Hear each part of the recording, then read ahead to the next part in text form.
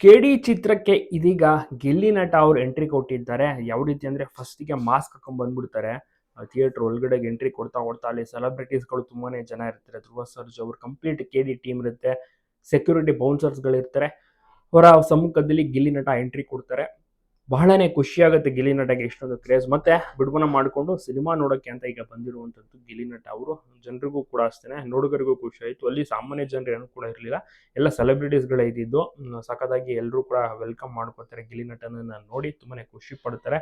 ಗಿಲ್ಲಿ ನಟ ಅವರು ಸಹ ಅದೇ ರೀತಿ ಎಂಟ್ರಿ ಕೊಟ್ಟು ಅದ್ಭುತವಾಗಿಯೂ ಕೂಡ ಕೆಡಿ ಸಿನಿಮಾವನ್ನ ವೀಕ್ಷಣೆ ಮಾಡಿದ್ದಾರೆ. ಧ್ರುವ ಸರ್ಜಾ ಅಭಿನಯದ ಕೆಡಿ ಸಿನಿಮಾ ಒಳ್ಳೆ ರೆಸ್ಪಾನ್ಸ್ ಸಿಗ್ತಾ ಇದೆ. ರಿಲೀಸ್ ಆಗಿ 2-3 ದಿವಸಕ್ಕೆ 50 ಕೋಟಿ ಕಲೆಕ್ಷನ್ ದಾಟೇ ಬಿಡ್ತು. ಸೊ ಹೀಗಾಗಿ ಬಹಳಷ್ಟು ಜನರಿಗೂ ಖುಷಿ ಇದೆ. ಎಲ್ಲರೂ ಕೂಡ ನೋಡಿ ಖುಷಿ ಪಡ್ತಾ ಇದ್ದಾರೆ. ಒಂದು ಒಳ್ಳೆ ಸಿನಿಮಾ ರೀಸೆಂಟ್ ಟೈಮ್ಸ್ ನಲ್ಲಿ ಬಂದಿರೋದು.